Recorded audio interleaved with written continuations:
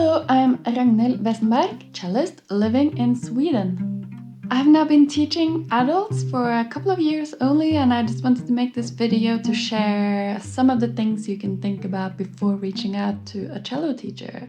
First of all, if you want to learn how to play the cello, you need time and money. Money to buy at least a cello, a bow and a case, and time to get to know this cello that you bought. If time and money is something that you have, let's continue. Finding the right teacher for you can take some time. You might have to have some lessons with a few different ones. It's helpful if you know what you want the cello to be in your life. If you want to play a genre that is not classical music, communicate this to the cello teacher straight away, because most classically trained cellists don't know much about jazz improvisation or folk music, for example. Depending on the teacher, you can choose between individual lessons, group lessons, or online lessons. I don't recommend group lessons for a beginner because there is no way that the teacher can address everyone's specific wants and needs, interests. So you will likely find that you either know less than everyone else or more than everyone else. That being said, I'm sure that there are teachers out there who are amazing at giving group lessons to beginners. So if you have a tight budget, give it a try. Online lessons can be practical if you live far away from a teacher, but in the beginning you might want the teacher to be able to help you tune your cello and to play together with you, or to maybe even change a string if a string breaks. And those things are tricky to do online. So I'd recommend in the beginning individual lessons so that the teacher can address your unique interests, physique and background knowledge. If you find it expensive to get private lessons for learning the cello, keep in mind that the teacher is probably paying a bit of taxes, and you're not just paying for an hour of their time, you're paying for decades of their practice and experience as well. Okay, so say you have found a teacher that you want to contact. Before your first cello lessons, there are some things that you want to acquire. A cello, the first one. If you don't want to buy a cello straight away, ask your local music school or luthier, if there is one, if they have a cello you can rent. If you want to buy a cello, it's really great if you can get in touch with a string player who can go with you to take a look at it before you actually buy it.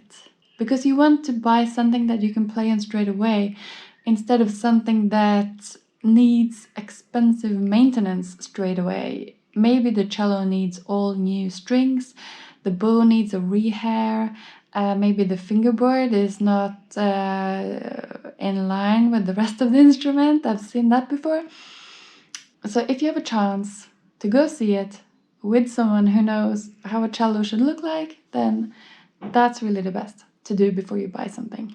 You can buy a new cello from, say, Thomann online, probably other places as well, and in that case you will get a new cello, a bow, a case, all in one go, and you can start playing straight away. Maybe. I once had a student come to me with a cello she had gotten for, I think it was Thomann, and she didn't know what to do because of the shipping of the instrument, because of the security of the instrument. The bridge was in plastic wrap, separate, so that the bridge wouldn't collapse during the shipping. So yeah, that's something that a teacher can help you with. If you order a cello and it comes like that, nothing is wrong with it, you can play on it, it just needs to be set up. If you're shorter than average, whatever that means, or have smaller hands, whatever that means, maybe a 3/4 cello, a 3/4 sized cello is better for you than a full-size cello. But it's not that simple. Full-size cellos also vary in size. Mine is quite large. I have another full-size cello as well, which is smaller than this. So if you get a chance to try one, just make sure that the end pin is long enough so that this tuning peg here is behind your ear. The end pin is this thing, the spike that helps you adjust the height of your instrument. So you want it to be long enough for you. Apart from a cello, you want a bow, you want a case, you want rosin, and a strap for the end pin. Cases, there are soft cases and hard cases. I have one of each. There are pros and cons to them both. So hard cases protect your cello better, but they are heavier and often more expensive. And soft cases are maybe cheaper and lighter in weight, but maybe they don't protect your cello as much. So just the most important thing is that the case has straps, like a backpack, so that you can carry it around. It's really hard to go around with your cello if you have to hold it somehow. So you want to have it on your back like a backpack. Rosin comes in a little box like this.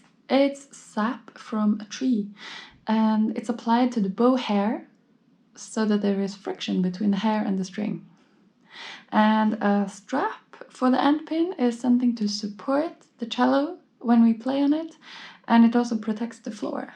And there are also other things you might want to have, such as a metronome, a tuner, maybe a tuning fork, a music stand, sheet music. A metronome can be an app on your phone, and it can be a device that you can place on your music stand, and it ticks to help you keep the tempo when you practice. A tuner can also be an app on your phone, and it can also be a separate device. It's by far the most popular way of tuning the cello among my adult students. I have a tuning fork which gives the A, and when you have the A, you can tune the rest of the cello according to the A, if you know how to. I have a video on that as well in my online course. A music stand is handy.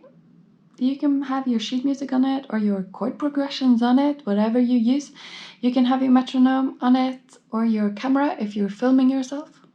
And sheet music, there's a lot you can download from the internet, but if you have a shop where you live that sells sheet music, go and take a look. Do you have to read sheet music? Now that depends on your goal, what you want to be able to do.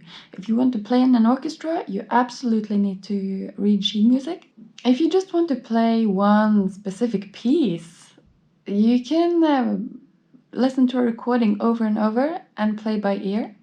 You can do that. If you want to play rock or pop, then it's a lot more useful to read chord progressions. And if you want to do free improv or folk music, you'll be using your ears more than your eyes. But by being able to read sheet music, you can explore all of the classical repertoire. Now, sheet music isn't something that you must have before your first cello lesson, because when you meet your teacher and you communicate what you're interested in and what you already know from before, then maybe the teacher has an idea of a book that might suit you or what type of material that suits you. I personally really like it when a pupil brings some sheet music with them, because then they have found something that actually appeals to them. There are so many books for beginner cellists. The list is long. So if you just take some time, browse and see what you want to have, that's great, because a teacher can work with any book that you have chosen. Now, I touched on a lot of things that I have separate videos on. I just opened my online cello course with video tutorials. You can also sign up for one-on-one lessons there.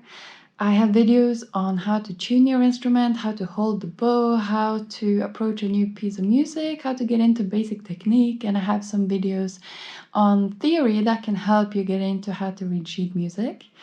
And if you're dreaming of playing a specific piece of music, you can request that and I can make a video where I show you how you can approach that piece.